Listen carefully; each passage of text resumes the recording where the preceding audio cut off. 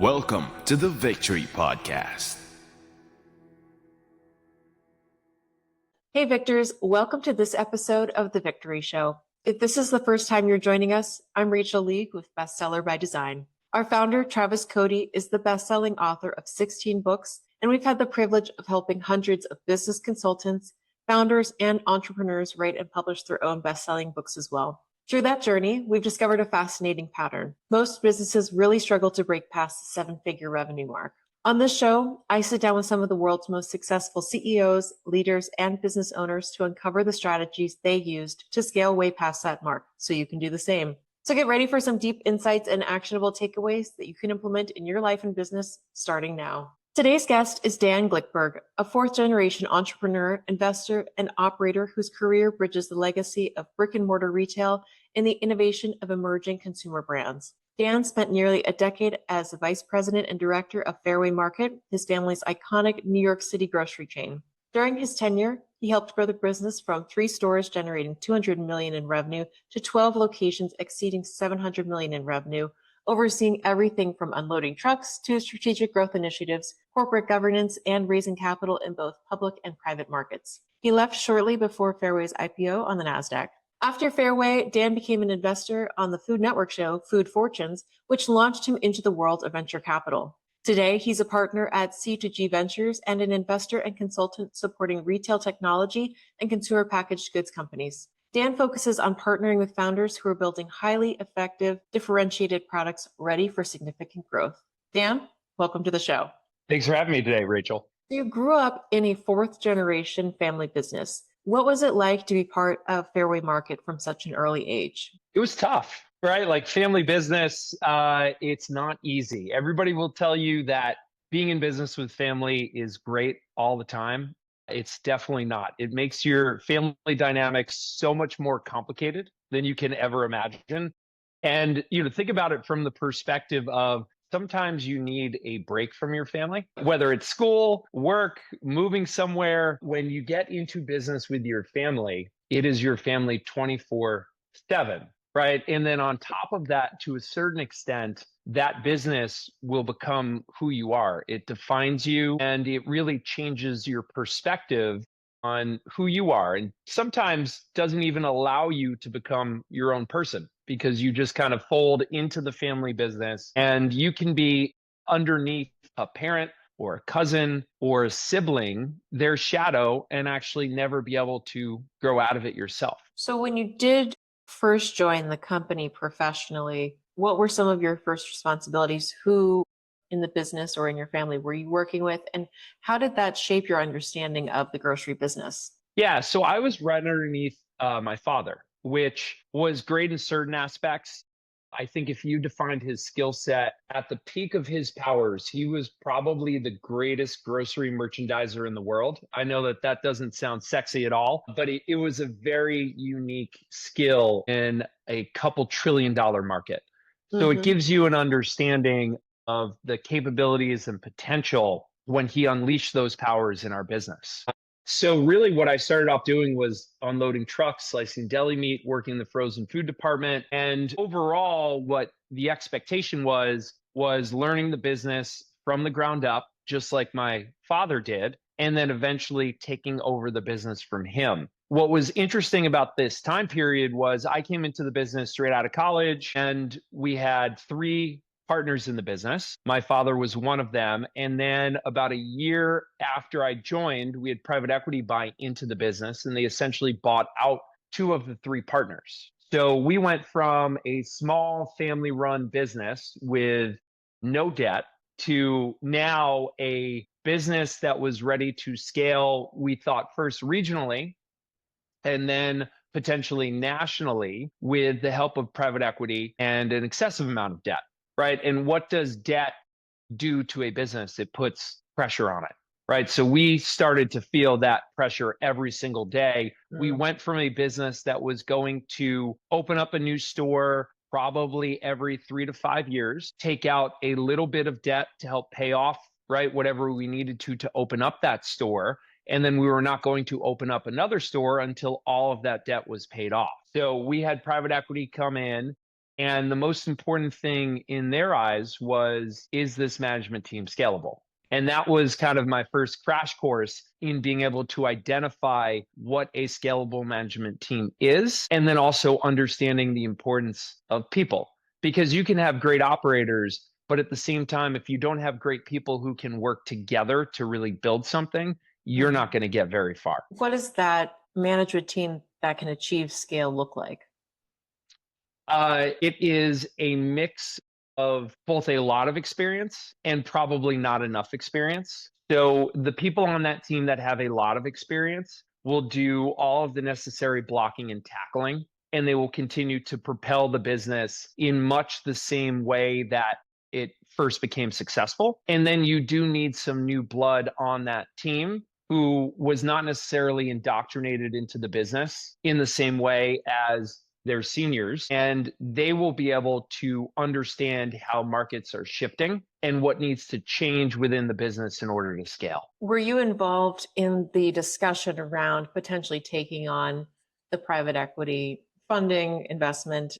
And if so, what were your thoughts at the time? Were you happy about it after? I mean, it's clear that the business went on to be successful, but like you said, I know it comes with its own challenges and stressors to have that pressure put on. Yeah, so I was not involved in the discussions about whether or not to bring in outside capital, nor was I really involved in the actual negotiation with the private equity partners. That was really amongst the three partners. And to give you an idea of how tough of a negotiator my father is, particularly when he has most of the leverage in a situation, those negotiations went on for, I think, like 4 years. So it was a long negotiation.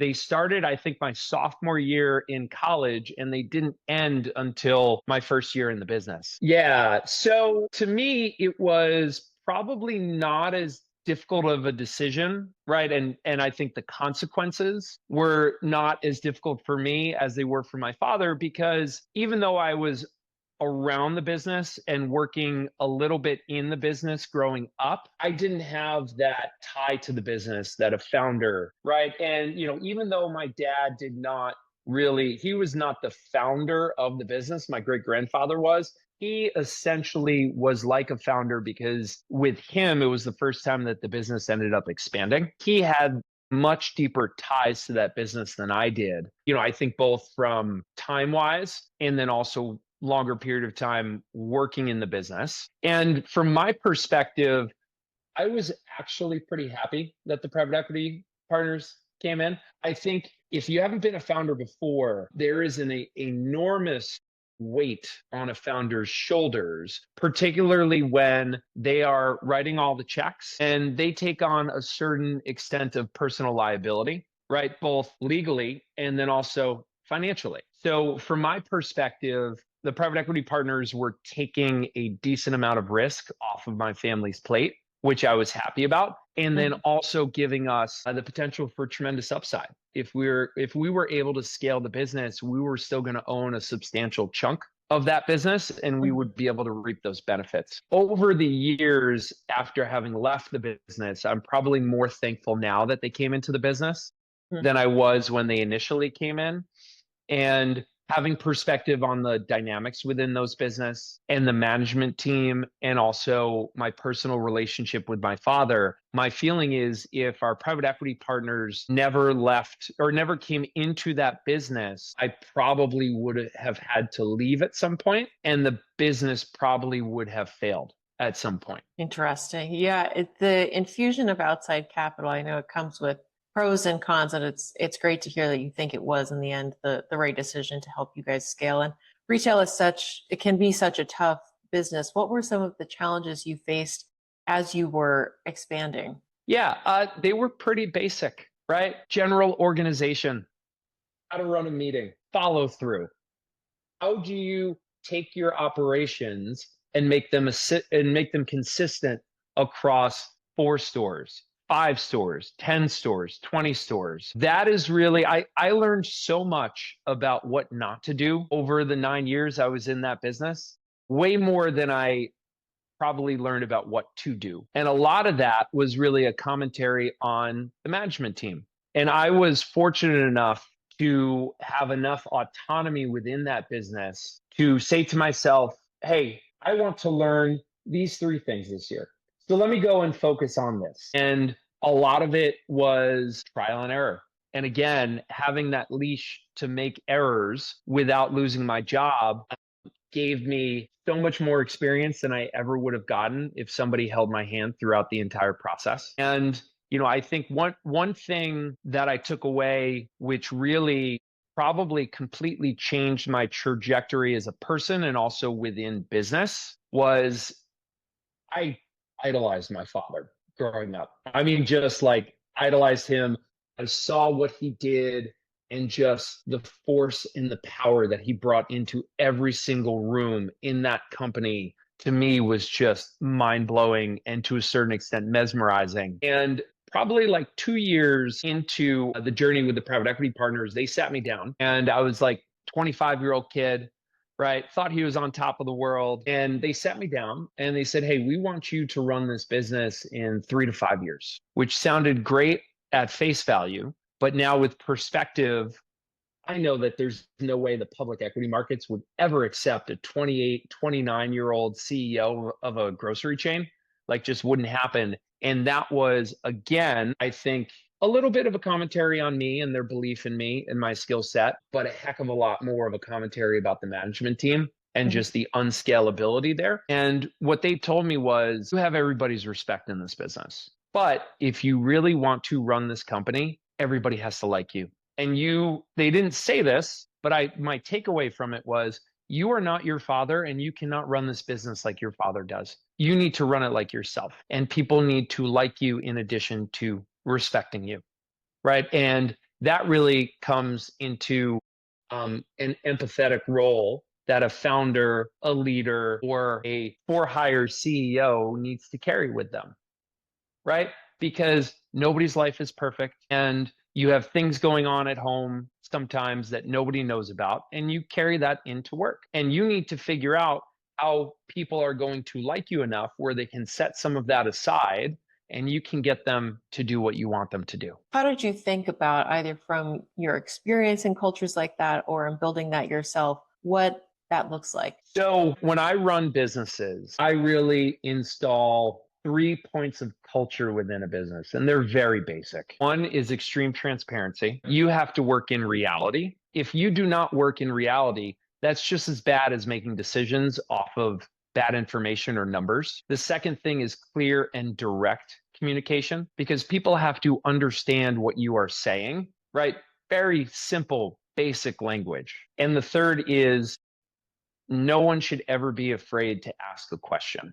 Because when you don't ask a question and you don't understand something, that's when big mistakes happen. Did people ever ask you questions that stumped you or caused you to rethink a situation? And how did you change your strategy from there? Yeah, absolutely. I think that listening is an extremely important part of any leader's job. And I think, first of all, if somebody asks me a question and I don't know the answer, I just tell them I don't know. Right. And then maybe somebody else in the room knows, or we can go back and think about it or do a little bit of research to figure out what the answer is. No, but I would say that in conversations, particularly with businesses that I'm not completely familiar with and have not worked within those businesses for a long time, I'm always just doing information gathering, and I'm doing a heck of a lot more questioning and listening than I am giving directives or telling people exactly what to do. But there are some very basic business principles that I will install in companies, right? And those I can talk about for hours. I try and keep it down to a couple minutes at maximum. But like, people say things to me every day where I just completely rethink about what I've been doing or how I've been doing or how to fix the solution. So like, it happens all the time. It's just part of my process. Was there a time in your journey growing the business from 200 to 700 million in sales? I'm sure there was, where you hit a bump in the road, but an example maybe that comes to mind where you were able to navigate that challenge effectively and overcome it. Yeah. I mean, the biggest bump in the road that I hit while we were growing the business was my parents got separated. So, and that was really devastating. And it put me on a much different path than I otherwise probably would have gone down. And that all happened probably like a week or two after I had to sit down with our private equity partners, right? And I went from thinking, you know what, things will always just work out to, well, I have to make them work out, right? Because this is not the situation that I thought I was going to be in.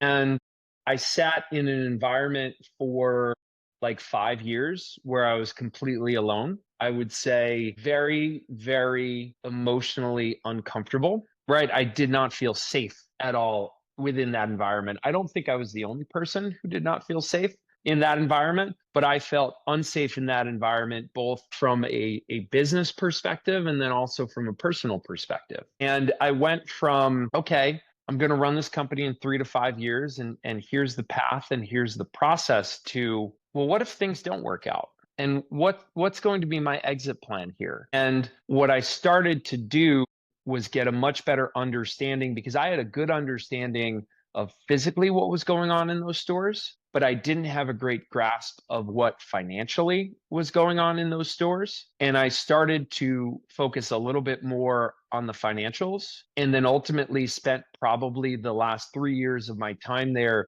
marrying the two together.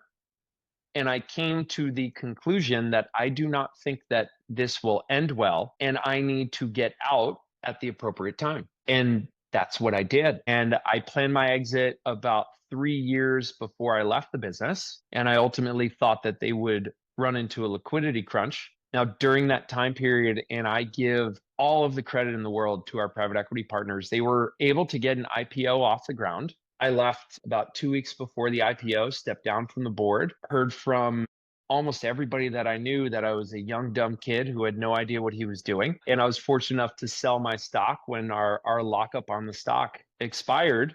And if you know anything about the story, it's actually gone bankrupt twice since then. And when things started going downhill at Fairway, I actually had the CEO of a public company come to me and said, like, so what he said to me was, "You knew the entire time, didn't you?" And I was just like, yeah, but I couldn't tell anybody, right? And I learned so much about patience, right? And the process of questioning your decisions and working through that questioning until you become confident enough that you've made the right decision. And when you know you have made the right decision, holding to that decision, regardless of what anybody else says to you about it. As an outsider and having been in the business before, what do you think was the reason for the bankruptcy issues that Fairway faced? Yeah, I mean, ultimately, it was an unscalable management team, right? We just were not able to put processes in place, because a lot of the people had been there for 20 or 30 years, and they didn't want an outsider's perspective. They didn't want the help.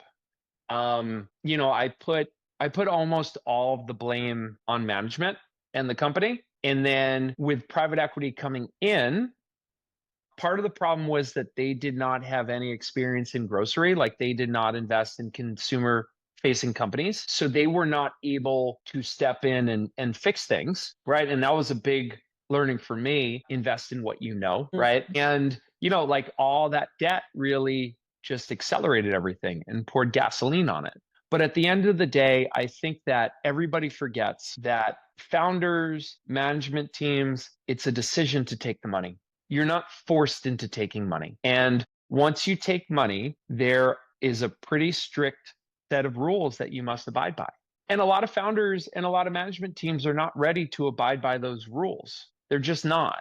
I understand in this environment, it's hard to start a business without raising capital, but also not every business is meant to become the next unicorn. Not every business is going to get to hundreds of millions of dollars in revenue. You as a founder, you have to look inside yourself and say, are you prepared to make this your life? Are you prepared, if you get a phone call at 2 a.m. on a Wednesday, are you prepared to pick up that call and potentially start your day working to figure out and fix a really, really big problem? If you're not, there's nothing wrong with making a really nice lifestyle business. You do not have to try and hyperscale, right? It's really about you, yourself, your goals and your wants and your desires. And you have to have a really, really good understanding of yourself before you set out becoming an entrepreneur and deciding how you want to grow your business if you want to grow it at all. Tell us a little bit about your foray into investing. You mentioned what I think is a really excellent point of investing in what you know, and you have that operator lens that you bring to the investing side. So tell us about that. Yeah, so I didn't necessarily want to become an investor. And even today, I don't necessarily consider myself an investor. I consider myself more of an operator that happens to invest because I can't take that operations hat off. I've tried and it just doesn't work for me. So, I left Fairway and I was pretty depressed. I'd been depressed just probably for like a number of years, mostly because of the fracturing of my family and then having to deal with that in my face every single day. And I was lucky enough to get a phone call from Food Network, and they were looking to do a Shark Tank type show like everybody else was back then because Shark Tank had become so successful. And I was an investor on the one and only season of Food Fortunes, which you probably didn't see like most of the rest of the world, which is why I was canceled after one season. But that actually ended up bringing me quite a bit of deal flow. So the show initially aired on a Monday night, and Tuesday morning, I'd have 10 to 20 emails in my inbox from people around the country saying, "Will you invest in my business? Will you help me? I need advice." And that really launched me into investing in consumer. And from there, I actually shifted most of my focus into retail technology. So, that I felt was actually a better fit for my skill set because I understood the inner workings of a grocery store. And just when you take a look at the gross margin profile, it just for your benefit, when I see a startup's gross margin, I usually discount it by, I don't know, 1,000 to 2,000 basis points, just understanding how margins are calculated and what goes above and below the line. But, I found a real passion for retail technology. A gross profit margin profile is much better. And I think that the exits in those types of businesses are much more commensurate with the risk. So, I started off actually investing in a company called Fresh Technologies, and they use AI for predictive ordering for perishable departments. And that was something that I did hand-to-hand combat in for a couple of years and understood how difficult it was for you to predict what your needs were going to be for perishable goods that go bad in a couple of days. And what I typically do when I invest in a business is I am there for whatever a company needs, whatever a founder needs, whatever his or her team members need at whatever time they need me.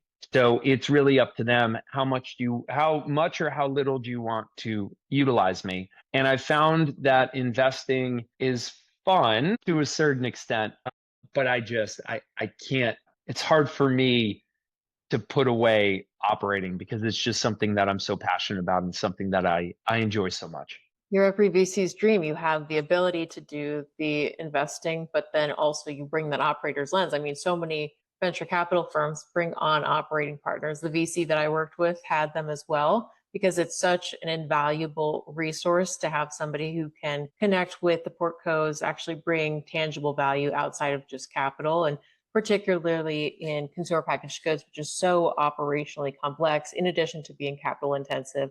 I'm sure that was invaluable to your portfolio companies. Yeah, and it's interesting because even though we were a rather large business in $200 million in revenue, we were only 3 stores.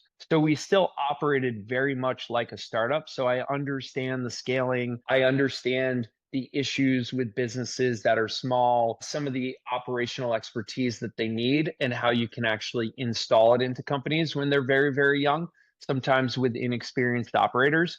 And, I've found that I'm also probably in a little bit of a messed up way, very comfortable being uncomfortable because I just sat in an environment that was very uncomfortable for a long period of time. So when businesses hit bumps in the road, like that to me is normal operations, which is something that I think is a little bit different for most people. It can be difficult for operators who have only operated in large businesses to understand how much different it is operating in smaller businesses as they scale, and they can help put in best practices, not even necessarily install best practices, but tell founders and teams, here are best practices, but then they have trouble installing them into the businesses because that is just the way that they know how to operate and they've actually never put them in place before. So, Dan, you've done a lot both operationally and on the investing side. What does the next chapter look like for you? Well, happy you asked. So I went back into operations for the first time about a year ago, and I had so much fun doing that very quietly, we're probably going to found a company in September. We're putting out some feelers for some potential investment, which I'm completely comfortable with, and I know exactly what I'm getting into. It's going to be a very small amount of money, and we're going to quietly start building a technology for retail that I think is extremely exciting and nobody has figured out how to conquer yet.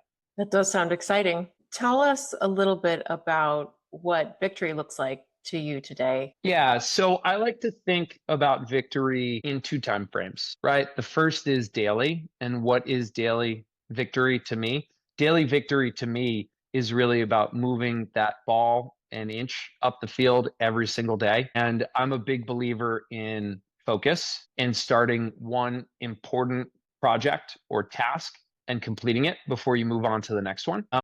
And then I think long term, victory is really just about building successful companies, right? And that comes in very many shapes and sizes. I think if you start in large industries, like I'm working with a supply chain company right now and helping them scale, I think if you start with large industries, large addressable markets, if you focus on just operating well, it'll be a success. There's going to be different variations as to how successful, but financially, they'll all be successful. If you could go back and give your younger self one piece of advice, what would it be? Listen more. That's it. That's something that I do now most of the time. But back then, when you're young and you feel like you know everything and you can tell people what to do or adjust the way that they're doing things because you know better, you don't. That just comes with experience. Just listen, learn, and as you age, continue to learn because we're always learning. Like you're never done learning. You never know everything that you think you know. I think it's interesting when you look at yourself as a person, like me in particular. I've noticed that when I get too high on myself and think that I know everything, that's always when I make my biggest mistakes. And it's keeping that even keel and continuing to question yourself and then question other people and listen to what they say and learn. Absolutely. Listening is something that we often hear our founders talk about as a key skill that really differentiates strong leadership. It's listening to your team, to the needs of the business, to your customers. So that really resonates. Dan, this was a fantastic conversation. Thank you so much for joining us. Really enjoyed having you on the call. Thanks, Rachel. This was great.